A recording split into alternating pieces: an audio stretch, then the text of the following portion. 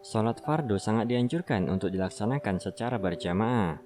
Dalam hadis dikatakan bahwa melaksanakan sholat fardu secara berjamaah akan mendapatkan pahala 27 lebih banyak dibanding sholat sendirian.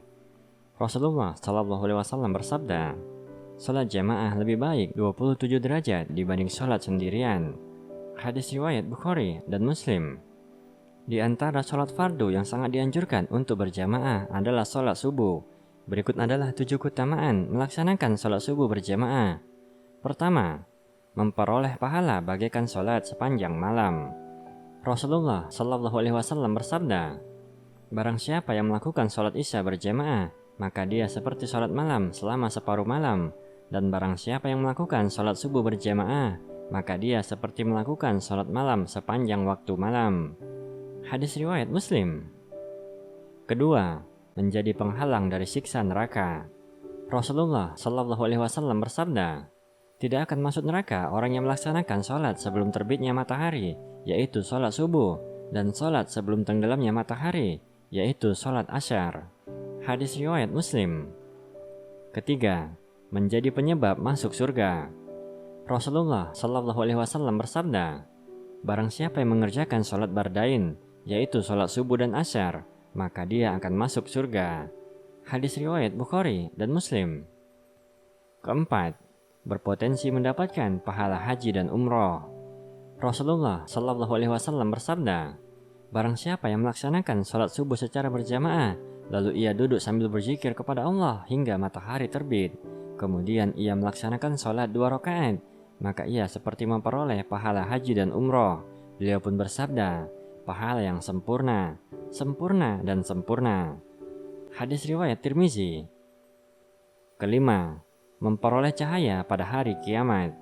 Rasulullah Shallallahu Alaihi Wasallam bersabda, sampaikan berita gembira kepada orang-orang yang berjalan menuju masjid saat gelap, mereka akan mendapatkan cahaya di akhirat kelak. Hadis riwayat Tirmizi. Keenam, mendapat perlindungan Allah Subhanahu wa Ta'ala. Rasulullah Shallallahu Alaihi Wasallam bersabda, barang siapa yang sholat subuh, maka ia berada dalam jaminan Allah. Oleh karena itu, janganlah menyakiti orang yang sholat subuh tanpa jalan yang benar.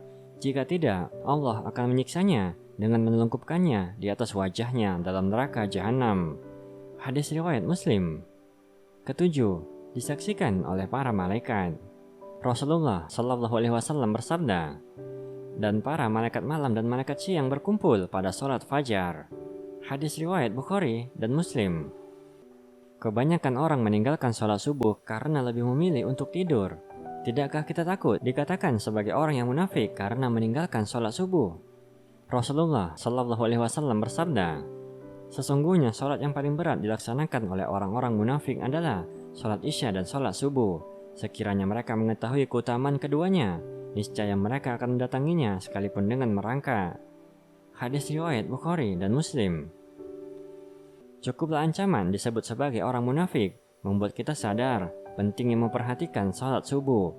Allah Subhanahu wa Ta'ala berfirman, sungguh orang-orang munafik itu ditempatkan pada tingkatan yang paling bawah dari neraka, dan kamu tidak akan mendapat seorang penolong pun bagi mereka. Quran Surah An-Nisa ayat 145. Semoga Allah Subhanahu wa Ta'ala selalu memberi hidayah kepada kita semua, terkhusus bagi para laki-laki, untuk dapat melaksanakan sholat berjamaah di masjid.